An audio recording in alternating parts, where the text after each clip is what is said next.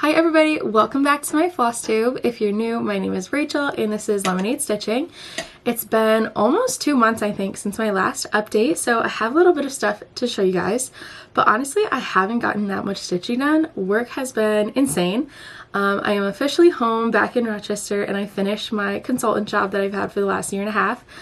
So I just got home a couple of days ago, and so the last couple weeks of work I was working on moving out of my apartment that I was staying in and moving all of our work supplies, either shipping them back to our office or moving them into a storage unit. So that was a lot for a 2-bedroom house, and it was mostly just me, and then my roommate came back the last few days to help me with the rest of it, but she had break and other projects that she had to work on as well. So it was a lot.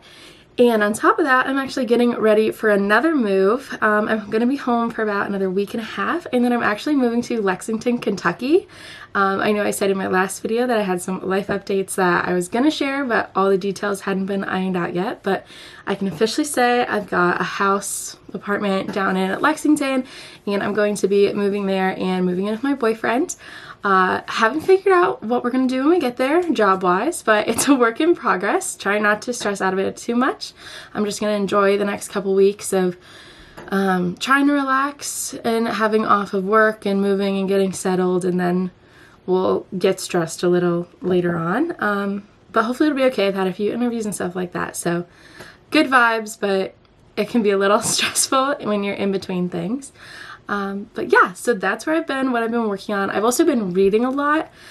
So at the end, I'm going to do a little book talk. I've been loving, I know like the museum stitcher, she does that all the time, Bridget. So I'm excited to include that at the end of my video as well.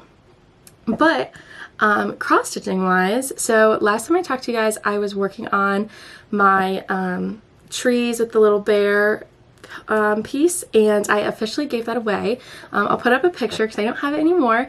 It was a gift from my cousin and his first baby to put in their nursery, so I officially gave that to them, and he was born right at the beginning of April, so they got it right around Easter, which is super cute. They absolutely loved it. It looks great in their nursery. They said it matches the theme perfectly, so that's awesome. And then the other piece that I also shared last time was another nursery gift, and this one is a mountain scene. So Emily and Johnny, if you're watching this, look away so you don't see your gift. But here is that, and this is pretty much the only piece that I've been working on like since I talked to you guys last. It's hard to tell, but this whole top part is going to be white. So I've done most of this side, and I just have this like quarter of the circle left to do, and then I'll be done. But I'm trying to race to get it finished before I leave for Kentucky. I just saw them actually this weekend at Emily's baby shower. And so I was like, so sorry it's not done yet, guys. Because I wanted to have it done in time for the baby shower, but just with traveling and moving and all that stuff, I just did not get it done. So I was like, I promise I will get it done before I move, so I don't have to bring it with me and worry about shipping it back. But I wasn't sure at first if I liked it. When I started with like this darker, like weird color here, and then I was working on these trees. And at first I was working my way actually right to left. I don't know how I started doing that, but that's just how it worked out.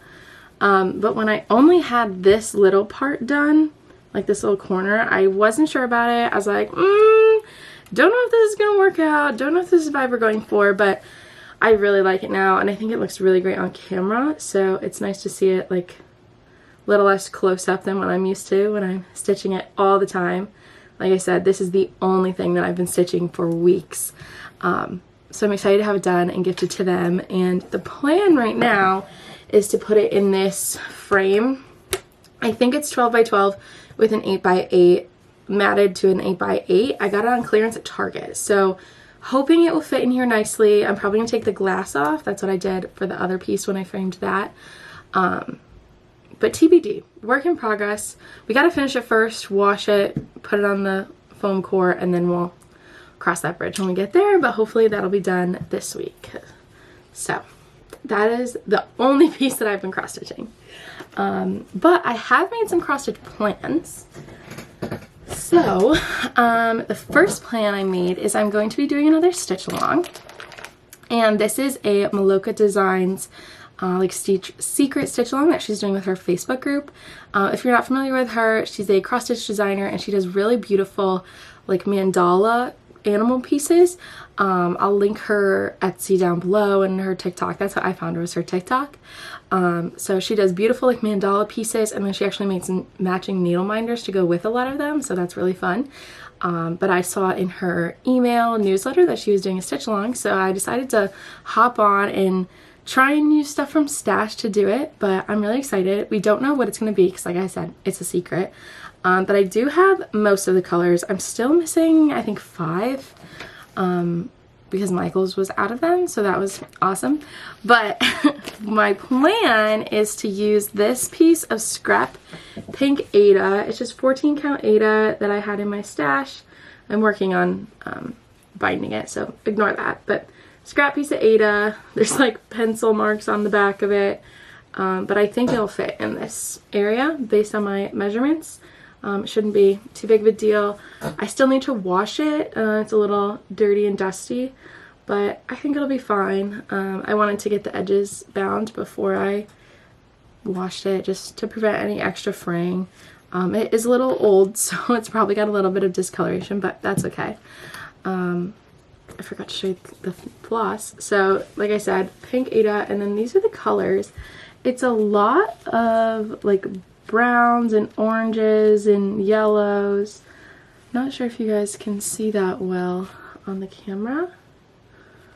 There's gonna be a couple blues and pinks, but a lot of like earthy tones, so I'm hoping that it'll look good on the pink. TBD, we'll see. Next time, the stitching starts May 3rd, so next time I talk to you guys, I will hopefully have started this. It really just depends on how long it takes me to fill in all that white stitching, because I refuse to stitch anything else until it's done. I want to get that gifted as soon as I can. But, so that's the stitch along for plan number 1.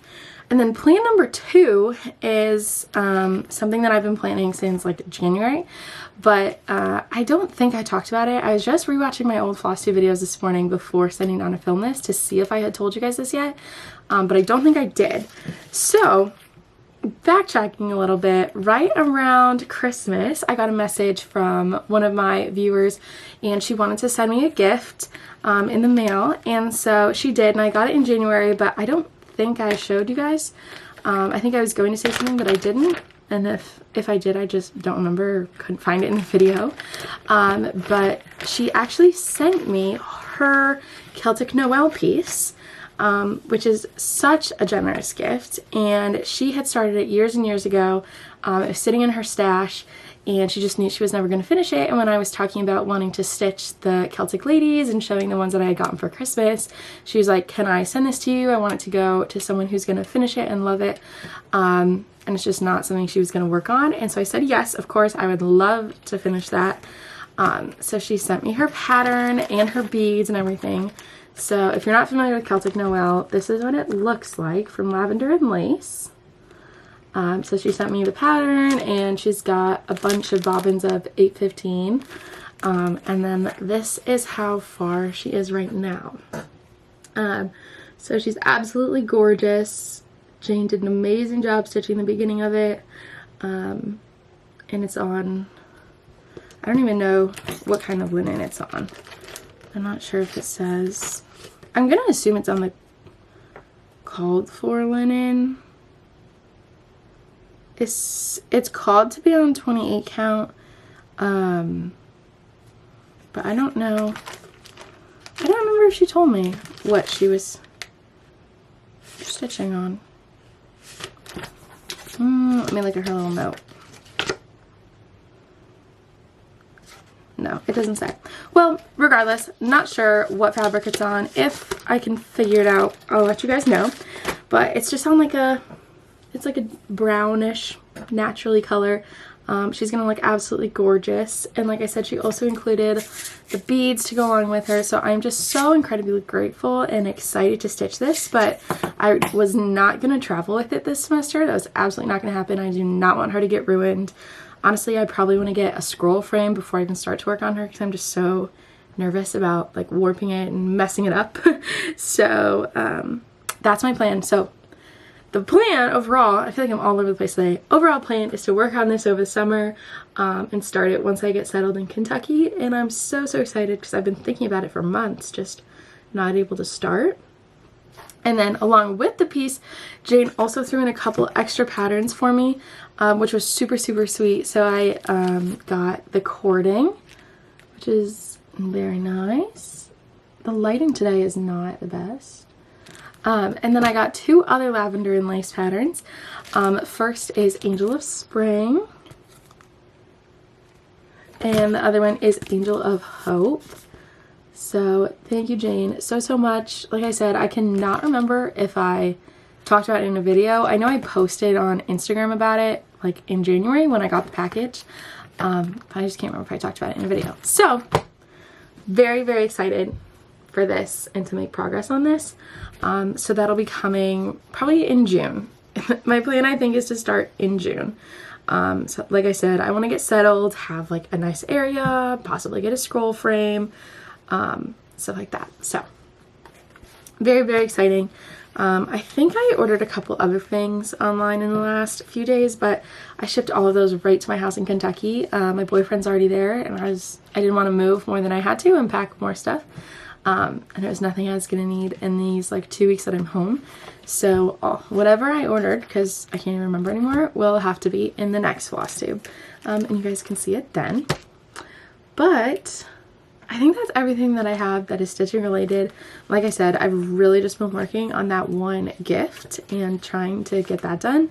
But I have been reading a lot. So if you're interested in hearing what I've been reading, stay tuned. Otherwise, thank you so much for watching. Okay, so book talk. I've actually read 4 books since I last talked to you guys.